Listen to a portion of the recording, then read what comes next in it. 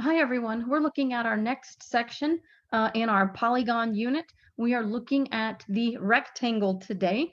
Now a rectangle is still a type of quadrilateral. It's got 4 sides, and actually it's a little bit more than that. When we did parallelograms last lesson, parallelograms themselves can be broken down into, you can get 2 special groups out of parallelograms, 2 smaller groups of those.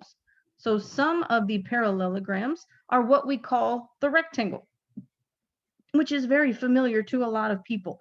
But more specifically, a rectangle is a parallelogram. Oh, sorry.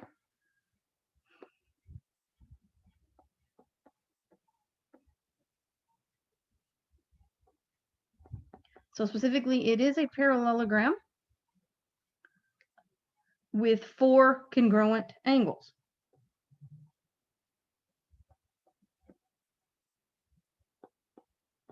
So let's see if we can get what those 4 congruent angles are. So since it's a quadrilateral, it's got 4 sides, then we can do our 180 times 4 minus 2 to get the total of 360. Every 4-sided shape has a total of 360. In a rectangle, all 4 angles are exactly the same. So 360 divided by 4 means each angle is 90 degrees. So therefore, a rectangle is going to have 4 congruent angles, all 90 degrees. So now let's look at some of these properties. Now, like it says in the definition, a rectangle is a parallelogram. And so if that is the case, then all parallelogram properties are going to happen here.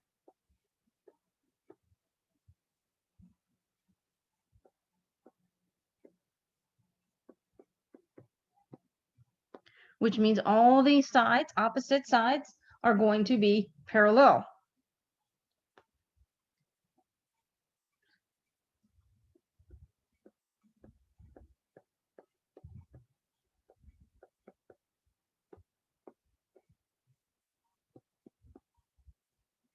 Some of the other properties that are going to be true for this, that again come from the parallelogram, just to remind, is that opposite sides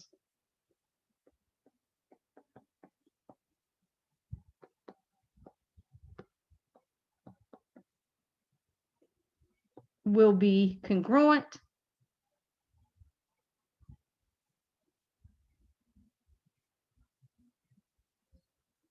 And actually, I'm going to move this down because it's opposite sides. And just to make this a little bit shorter, opposite angles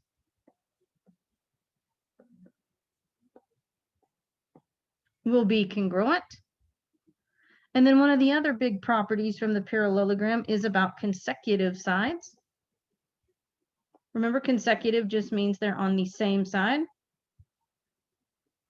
So consecutive angles, sorry, is what I meant, are supplementary. Which again just means they're going to add up and be 180 degrees. And again, our newest property that we just saw, 4 congruent angles,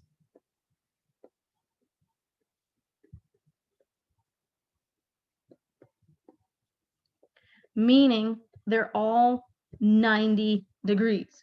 All 4 angles in a rectangle are going to be 90 degrees. So let's use these properties and answer some of these questions. All right, so number 1, example 1, find the value of x, find x. So it's all about where are they located. X is the side on the left. 12 is the side on the right. They are in opposite places. So just like we saw with parallelograms, opposites are equal. So my side of x is exactly the same as the 12. So x is equal to 12. Let's try number 2. Again, find the value of x here. Well, x is this angle here in the middle. And remember, like the property said, all 4 of these angles are 90 degrees. So then our x is equal to 90. Because again, it's one of those angles in the corners. All right, number 3, find the value of x. So using the same idea that we just saw, all of these 4 angles in the rectangle are automatically 90. So then 2x has got to equal the 90. Divide out that 2, and my x is equal to 45 degrees. And it's done. So it doesn't matter what is there. If it is a rectangle, all 4 of those angles are equal to 90 degrees. Let's try the next one. Again, this time we've got opposite sides. Our 4x is at the top, our 8 is at the bottom. They are opposites like last time. So they are equal. So 4x must equal 8. Divide out the 4. And our x is equal to 2. Now, with those same properties, we also get the diagonal properties, just like we had with parallelograms. But these are a little more specific. All right, so now that we're looking at our properties of diagonals, for these, our diagonals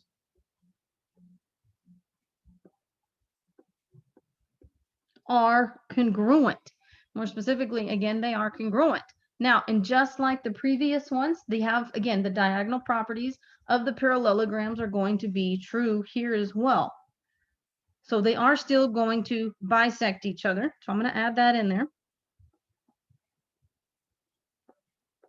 so that we don't forget.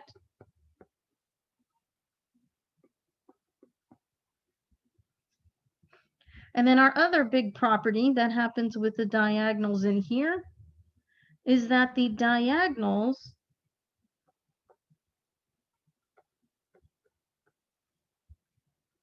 will create 2 pairs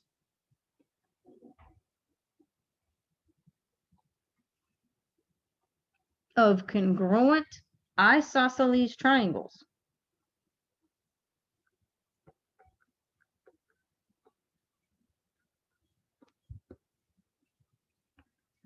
So let's take a look at that real quick.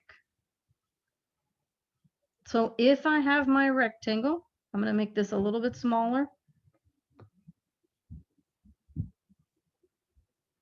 Actually, I'm going to make that a little better.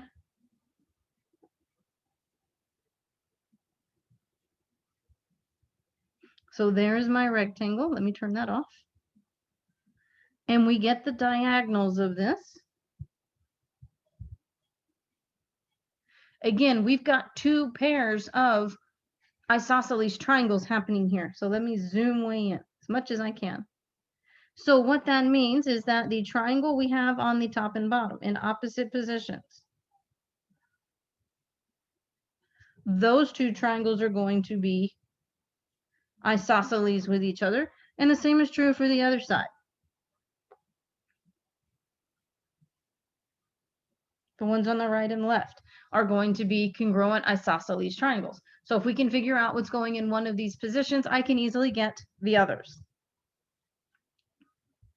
All right, let's check out some of these examples. Example 5, find x. All right, so remember the first thing, like it said earlier, these diagonals start off being exactly the same. So what we want to remember, this entire stretch is exactly the same as the other one.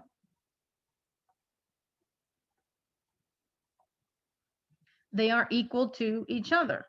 So here's the thing. If I know one piece is 4, the others have to be 4 as well because they're all equal. The diagonals bisect each other because of the parallelogram property.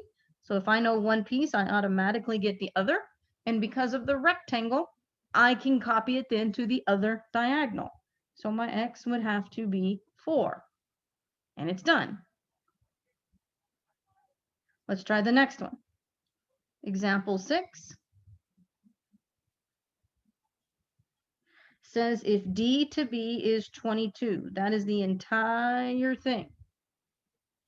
Find E to A. So again, right away I know C to A is also 22. Because again, the whole entire pieces are the same from the diagonal property. Parallelogram property says they cut each other in half. So that means if I need EA, EA is just half of one of those. So EA is 22 cut in half. So that means E to A has a length of 11. Because again, it takes 2 11s to go all the way across, and they are equal. So I can copy it over. All right, example 7. If X to Z is 37, so let's do this with a highlighter this time. This whole thing is 37. Find YW. Okay, so X to Z is a whole entire piece. YW is a whole entire piece. So then it also has to be 37. Because again, the diagonals are congruent. Example 8. Now we're looking for M to C. Oops, sorry, thought I was still in a highlighter. All right, now here I only know 17, but like the parallelogram properties, if I know this piece, I can copy it over for another 17. M to C is the whole way across. And again, those two stretches are the same. So I can then copy the other 17s over. So M to C is 34, 17 plus 17. And that's it. All right, 2 to go. So now we're looking for X. Remember, all 4 of these pieces are equal. So if one of them is 39, they're all 39. And I can use that to solve. So my 3x will equal 39. Divide out the 3. And my x is 13. And it's done. All right, example 10, a little more algebra involved here. So this says right now, A to C is 72. That's the whole entire way across.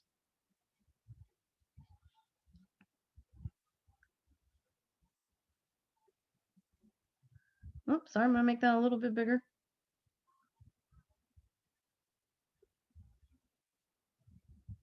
That is the whole.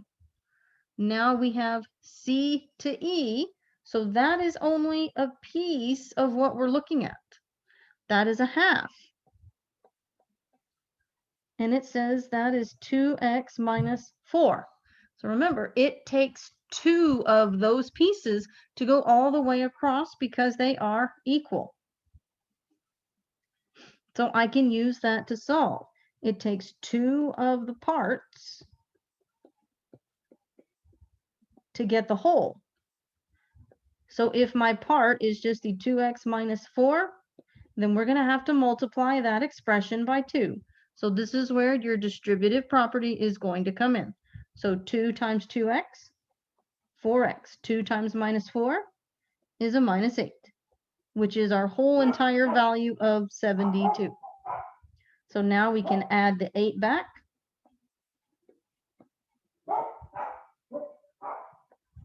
So 4x is equal to 80.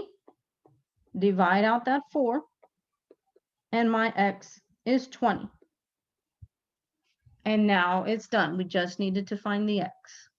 All right, guys, so I hope you enjoyed learning a little bit about rectangles. Rectangles, like parallelograms, have a lot of things that are equal to each other, just because, again, opposite sides are equal. Now your diagonals are equal. All 4 angles are supposed to be equal. So, guys, please don't hesitate to reach out to me if you have any questions.